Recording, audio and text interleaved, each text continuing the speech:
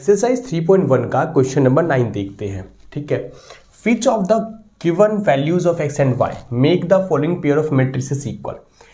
ये दोनों मैट्रिक्स है और एक्स और वाई देख रहे होगे आप, और क्वेश्चन कह रहे हैं एक्स और वाई की किस वैल्यू के लिए ये दोनों मैट्रिक्स एक दूसरे के क्या होंगे, इक्वल होंगे।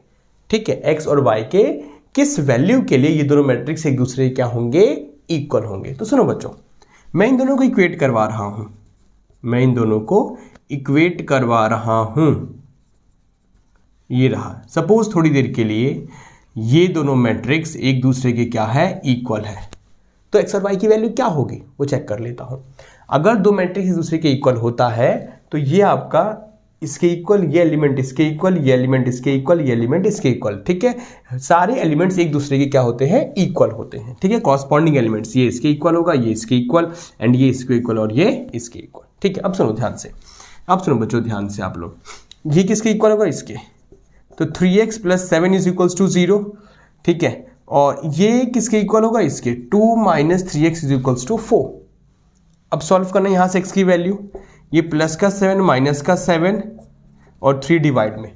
ये दोनों मैट्रिक्स को अगर इक्वल होना हो तो यहां पे x की वैल्यू क्या होनी चाहिए, इस x की वैल्यू क्या होनी चाहिए, -7/3। तभी मैं पुट करूंगा तो पूरे की वैल्यू क्या आ जाएगी, 0, और फिर ये इक्वल हो जाएगा। अच्छा, फिर ये भी तो इसके इक्वल होना चाहिए, है ना। तो भाई साहब सॉल्व करना है इसको। 2 - 4 और 2 - 4 -2 हो गया, अपॉन में 3, तो x की वैल्यू क्या आ रही, -2/3। अबे भाई ये पॉसिबल नहीं है, x की डिफरेंट वैल्यूज आ रही है। कोई x की एक सेम ही वैल्यू तो होनी चाहिए, यहां पुट करूं या फिर यहां पुट करूं, ये इसके इक्वल आ जाए और ये इसके इक्वल आ जाए। दो अलग अलग x की वैल्यू कैसे आ सकती है, समझ रहे हो आप, समझ में कहना चाहता हूं। x की एक सेम वैल्यू होनी चाहिए सर, मैं पुट करूं तो फिर कॉरस्पॉन्डिंग एलिमेंट्स एक दूसरे क्या हो जानी चाहिए, इक्वल। ठीक है, x पे पॉसिबल नहीं है भाई साहब। अच्छा, y के साथ भी ऐसा क्या कोई केस है क्या, देखो ये 5 इसके इक्वल होना चाहिए, तो y 5 + 2 आ गया, तो y आ गया 7। ठीक है, अब भाई यहां भी 7 पुट करूंगा तो इसके इक्वल आना चाहिए। तो यार y के केस में तो सही बैठ रहा है, बट x के केस में पॉसिबल नहीं है। सुनो, देख रहे हो भाई साहब, यहां पे y पुट करो या यहां y पुट करो।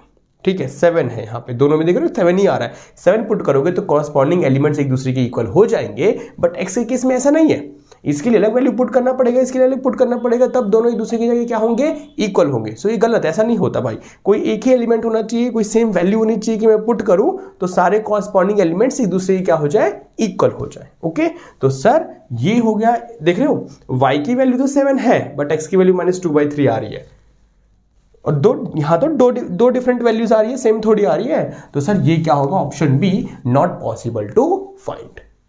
समझ पा रहे हैं बच्चों, ये दोनों मैट्रिक्स एक दूसरे के इक्वल तभी होंगे ना जब x और y की कोई सेम वैल्यू होगी। मैं कहीं भी पुट करूं तो कॉरस्पॉन्डिंग एलिमेंट्स एक दूसरे के क्या हो जाए, इक्वल। y के केस में तो बिल्कुल सही है, बट x के केस में ऐसा नहीं है। ठीक है, इसके केस में अलग वैल्यू आ रही है, इसके केस में अलग वैल्यू आ रही है, पुट करोगे तब जाके इक्वल होंगे, बट ऐसा नहीं होता। तो ये दोनों मैट्रिक्स एक दूसरे के कभी भी इक्वल नहीं हो सकते। ठीक है, so not possible to find. Option B क्या है आपका, करेक्ट है। ठीक है बच्चों, तो इन क्वेश्चन को एक बार खुद से भी कर लेना। So thank you so much.